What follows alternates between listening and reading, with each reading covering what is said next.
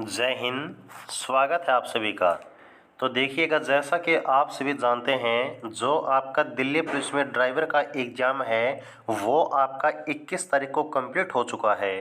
तो अब यहाँ पर आपके एग्ज़ाम के कंप्लीट होने के बाद जो आपके सबसे ज़्यादा डाउट हैं वो सभी के सभी यहाँ पर हम कवर करने वाले हैं।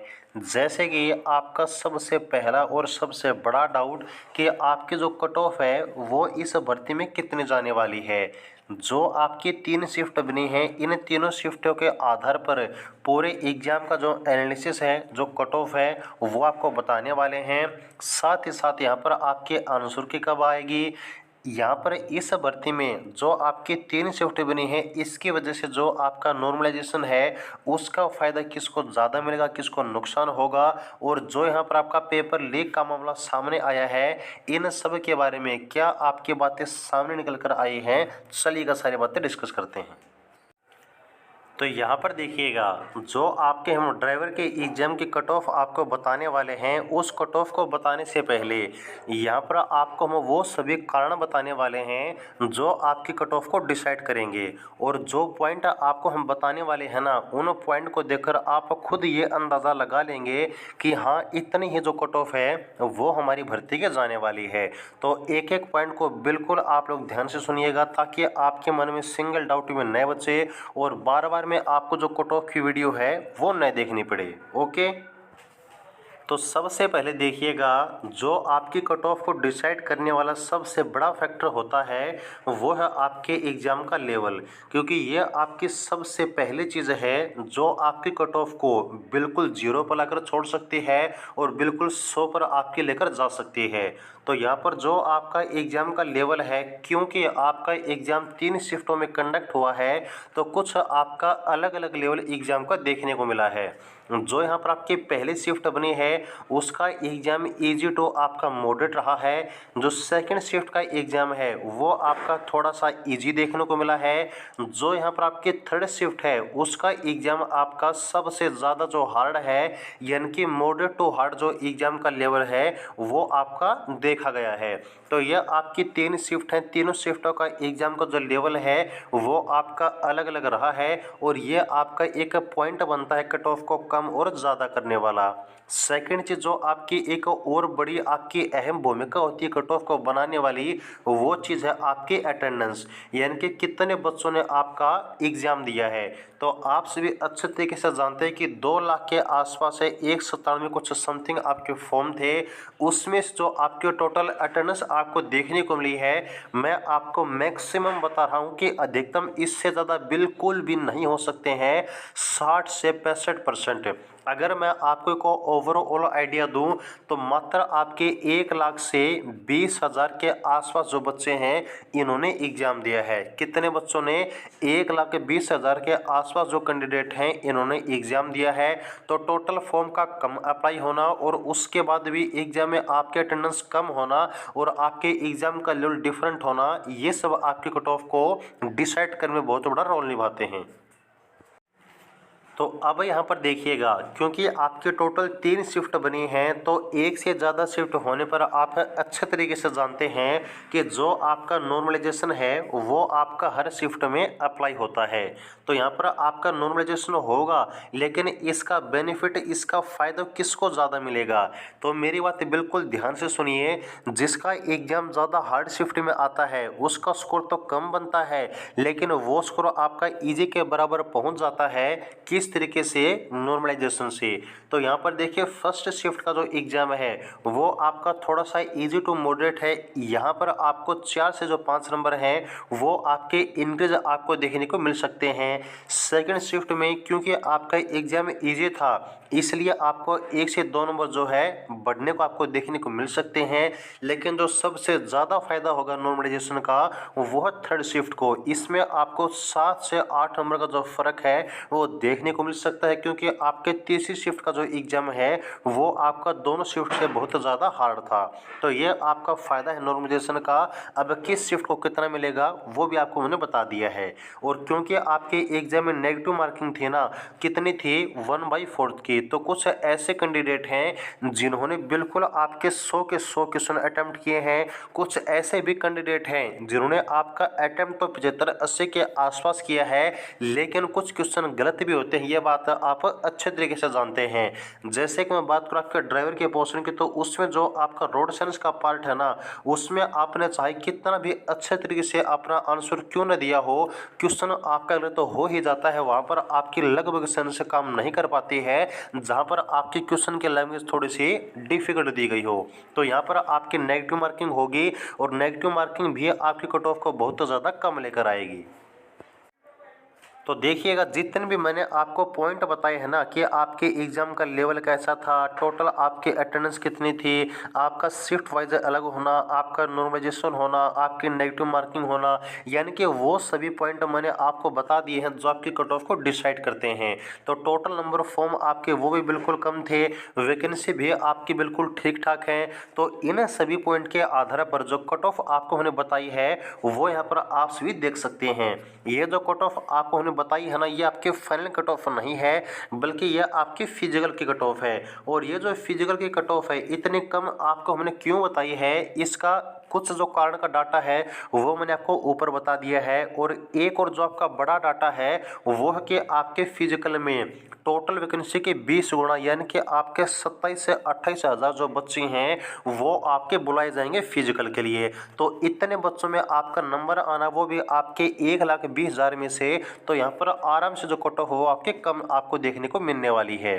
तो जो कट ऑफ आपकी फिजिकल की है, जनरल में अगर आपका स्कोर, ये मैं आपको बता रहा हूँ नेगेटिव मार्किंग के बाद, यानी कि आपके एग्जैक्ट कितने क्वेश्चन हैं, नेगेटिव मार्किंग के बाद आपके कितने नंबर बनते हैं। अगर यहाँ पर आपका स्कोर इसके बराबर है, आराम से अभी से फिजिकल और आफ्टर टेस्ट की तैयारी स्टार्ट कर दीजिएगा। तो जनरल में अगर आपका स्कोर 55 से 57 है, ओबीसी में 54 से 55 है, ईडब्ल्यूएस में 51 से 52, एससी में 47 से 48, और आपके एसटी में 44 से 45।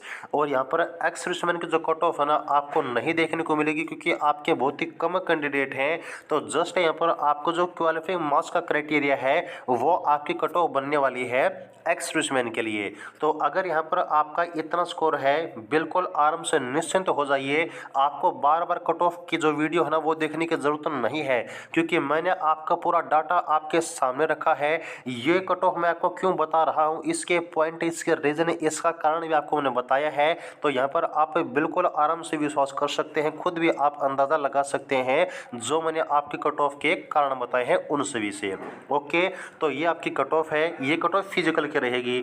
अगर आपका ये डाउट है कि फाइनल कट ऑफ कितनी जाएगी, तो देखिए ये आपका अभी बताना थोड़ा सा गलत होगा। मैंने आपको पहले भी बताया था कि एग्जाम होने दीजिए, मैं आपको कट ऑफ की एग्जैक्ट वीडियो प्रोवाइड करा दूंगा। और सेम मैं आपको बता रहा हूँ, क्योंकि अभी न तो ये पता कि कितने बच्चे फिजिकल पास करेंगे, न ये पता कि कितने बच्चे आपके ट्रेड टेस्ट पास करेंगे।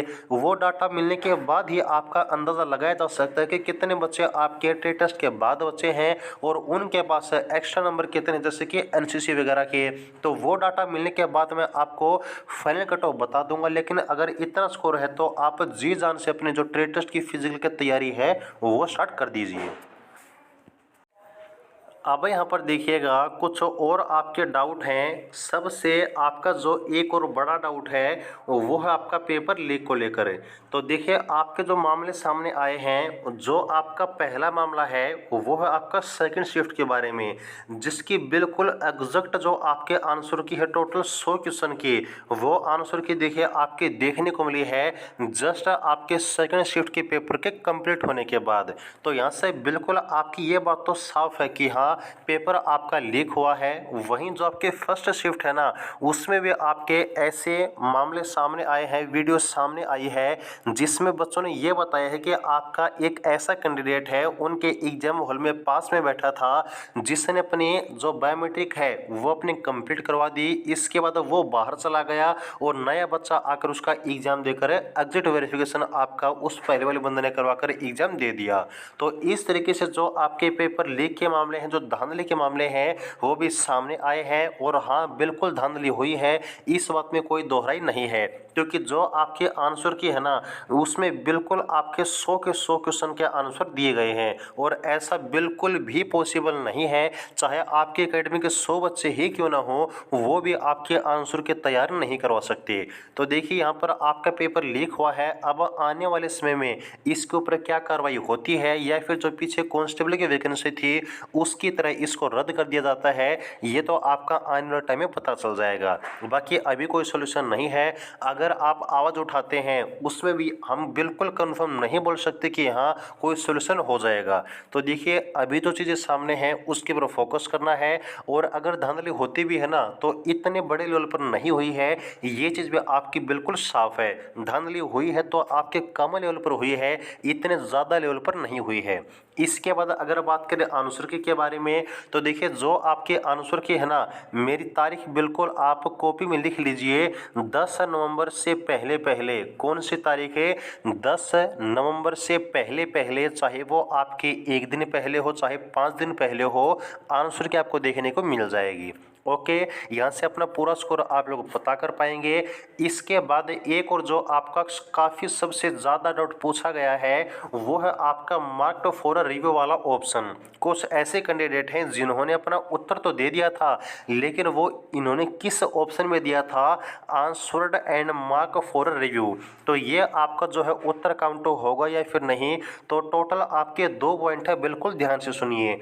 अगर आपने ये ऑप्शन सबमिट किया है ना, answered and mark for review, तो इसमें आपका उत्तर काउंट किया जाएगा। जो यहाँ पर आपका उत्तर है वो आपका एवेलुएट किया जाएगा। लेकिन अगर आपने ये ऑप्शन सबमिट किया है मार्क्ड फॉर रिव्यू और उस क्वेश्चन का आपने आंसर नहीं दिया है, वो आपका जो है यहाँ पर काउंटर नहीं किया जाएगा आपके आंसर की के बारे में। ठीक है, तो ये आपको याद रखना है। अगर पहले वाला ऑप्शन आपने सिलेक्ट किया है answered and marked for review, ये आपका बिल्कुल एवेल्यूट होगा। लेकिन सेकंड ऑप्शन अगर आपने डन किया है मार्क्ड फॉर रिव्यू, तो ये आपका जो है काउंट नहीं किया जाएगा। ये आपकी पूरी जानकारी दिल्ली पुलिस आपके ड्राइवर की कट ऑफ के बारे में, बाकी जितने डाउट हैं उन सभी के बारे में। और मैं फिर से बताता हूं कि पेपर लीक को लेकर आपको ज़्यादा टेंशन नहीं लेनी है, क्योंकि देखिए सॉल्यूशन अगर अवेलेबल होता है ना, तो वो आप सभी का होगा। और क्या पता, चल मान लीजिए आपका इस बार सॉल्यूशन हो जाता है, पेपर दोबारा हो जाता है, तो उसमें क्या गारंटी है कि सेकंड टाइम आपकी कोई धांधली नहीं होगी। तो देखिए अपने माइंड को बिल्कुल पॉजिटिव रखना है।